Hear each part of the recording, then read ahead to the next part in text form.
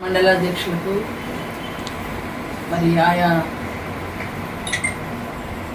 విభాగాల చైర్మన్స్కి వీళ్ళందరికీ కూడా నా హృదయపూర్వక నమస్కారాలు. అదేవిధంగా మీడియా కూడా నా హృదయపూర్వక నమస్కారాలు తెలియజేస్తూ, అదేంటంటే మే 2వ తారీఖున 1వ తారీఖున షర్మిలమ్మ గారి బద్వేలు యాత్ర జరిగింది. అందులో భాగంగా ప్రారంభం నుంచి నేను ఉంటూ వచ్చినాను. అయితే బద్వేలు మీటింగ్కు అటెండ్ కాలేకపోయినాను.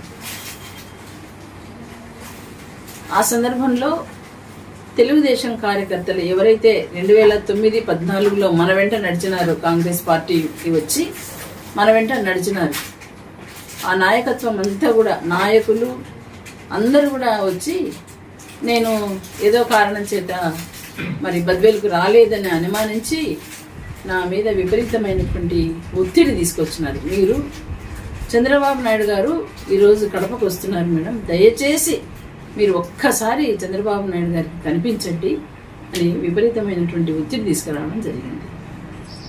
అయ్యా, నేను పార్టీ మారను, సిద్ధాంతాలు వేరు, కాబట్టి పార్టీలో ఎటువంటి మార్పు లేదు అని చెప్పడం కూడా జరిగింది. కానీ వారు మరి విజయమ్మ గారిని, రితీష్ రెడ్డి గారిని కూడా ఇంటికి తీసుకొచ్చి వచ్చినారు. కనీస ధర్మము ఒక ఎక్స్ఎమ్మెల్యేగా విజయమ్మ గారికి కూడా నేను గౌరవం ఇవ్వాలి. అట్లాగే ముఖ్యమంత్రిగా 9 సంవత్సరాలు ముఖ్యమంత్రిగా చేసిన చంద్రబాబు నాయుడు గారి పిలుపుకు కూడా నేను గౌరవం ఇవ్వాలి. వారు పిలిచినారని చెప్పినారు, రమ్మన్నారు, అపాయింట్మెంట్ ఇచ్చినారని చెప్పినారు. సో దానికి కూడా నేను గౌరవం ఇవ్వాలి. రాజకీయం అనేది శాశ్వతం కాదు, జీవితమే రాజకీయం కాదు. మానవతా విలువలు కొన్ని ఉంటాయి. కొంతమందికి కొన్ని విలువలను, కొంత వాల్యూను మనం ఇవ్వాల్సిన అవసరం ఉంది. కాబట్టి ఈ నేపథ్యంలో నేను ఆ రోజు వెళ్ళి చంద్రబాబు నాయుడు గారిని మర్యాదపూర్వకంగా కలిశాను. ఇది ఫోటో ద్వారా బయటకు వచ్చింది కనుక చాలామంది మేడం తెలుగుదేశం పార్టీకి వెళ్ళారు అనేటువంటి ఒక నినాదం బయలుదేరింది. దీనికి నేను క్లారిటీ ఇవ్వాలి కాబట్టి మరుసటి రోజు ఇవ్వడానికి ప్రభాకర్ సారు షర్మిలమ్మ గారి ప్రోగ్రాం రోజు తిరిగి, అంతకుముందే మోకాల నొప్పులు ఉన్నాయి, ఆ తిరిగిన కారణం చేత విపరీతమయ్యి నడవలేని పరిస్థితిలో ఉంటే ఇమీడియట్గా హాస్పిటల్కి తీసుకెళ్లాల్సి వచ్చింది. ఇప్పుడు సారు తిరుపతిలోనే బర్డ్స్లో ఉన్నారు కనుక ఈ నేపథ్యంలో మన వాళ్ళందరికీ కూడా ఒక క్లారిటీ ఇవ్వాల్సినటువంటి అవసరం నాకు ఉంది. కాబట్టి నేను సార్ను అక్కడ అడ్మిట్ చేసి తిరిగా మరి నియోజకవర్గానికి రావడం జరిగింది. ఇప్పుడు గతంలో కూడా ఎంతో ఒత్తిడి వచ్చి నన్ను జగన్మోహన్ రెడ్డి గారి దగ్గరికి తీసుకెళ్లారు. వారు కూడా కాంగ్రెస్ పార్టీలో ఉండి వెళ్ళినటువంటి లీడర్. బట్ నేనైతే కాంగ్రెస్ పార్టీని ఆ రోజు కూడా విడిచిపెట్టలేదు. అయితే కాంగ్రెస్ అధిష్టానం నాకు ఎంతో విలువ ఇచ్చి అత్యున్నతమైనటువంటి స్థానము, విచ్ ఇస్ కాన్స్టిట్యూషనల్ బాడీ, ఇంకా అంతకంటే పెద్ద హోదా లేదు, దాన్ని నాకు ఇచ్చారు, గౌరవించినారు.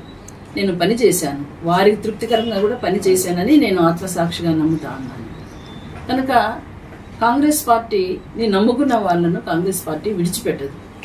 మరి అలాగే ఈరోజు కూడా మరి నిన్న వారికి గౌరవించి మర్యాదపూర్వకంగా నేను కలవడం జరిగిందే కానీ పార్టీని మారుతానన్నటువంటి కాన్ఫిడెన్స్ కానీ లేకపోతే ఇవన్నీ ఏమీ నేను ఇవ్వలేదు. నేను కాంగ్రెస్ పార్టీలోనే కొనసాగుతాను.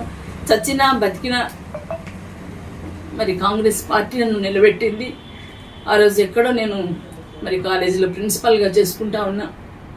మరి మమ్మల్ని గుర్తించినారు రాజశేఖర రెడ్డి గారు కాంగ్రెస్ పార్టీలో ఉంటూ. వారు ఒకసారి ముఖ్యమంత్రి అయినారు, రెండవసారి ముఖ్యమంత్రి కావడానికి కావాల్సినటువంటి మెంబర్షిప్ ఎమ్మెల్యేల కొరకు వెతుకులాటలో మరి వారి దృష్టిలో మేము పడినట్టున్నాము. నన్ను తీసుకొచ్చారు. ఆ రోజు నుంచి ఈ రోజు వరకు నేను అటు కాంగ్రెస్ పార్టీకి కానీ, మరి నెహ్రూ కుటుంబానికి కానీ, అటు రాజశేఖర్ రెడ్డి గారి కుటుంబానికి కూడా నేను ఎక్కడ అన్యాయం చేయడము లేకపోతే నా విద్యుక్త ధర్మాన్ని నేను మరిచిపోను. అందువలన సిద్ధాంతాలు వేరు, మేము నమ్మే సిద్ధాంతం వేరు. మా సిద్ధాంతము డెమోక్రసీ, మా సిద్ధాంతము సోషల్ ఈక్వాలిటీ, మా సిద్ధాంతాలు పూర్ పీపుల్కి హెల్ప్ చేయాలనేది మా సిద్ధాంతాలు. ఇవన్నీ మాకు కొన్ని సిద్ధాంతాలు ఉన్నాయి, కొన్ని నీతి నియమాలు ఉన్నాయి. ఈ నేపథ్యంలో మేము కాంగ్రెస్ పార్టీలోనే ఉంటాం. కాంగ్రెస్ పార్టీ ఏమి ఇచ్చినా ఏమి ఇవ్వకపోయినా, పదవులు ఇచ్చినా పదవులు ఇవ్వకపోయినా మరి ఎమ్మెల్యే క్యాండిడేట్గా సెలెక్ట్ చేసినా చేయకపోయినా మేము ఇందులోనే కొనసాగుతామనేటువంటి విషయాన్ని అందరికీ కూడా తెలియజేయడం కోసం, ఒక క్లారిటీ ఇవ్వడం కోసం నేను ఈ మీటింగ్ జరిగింది.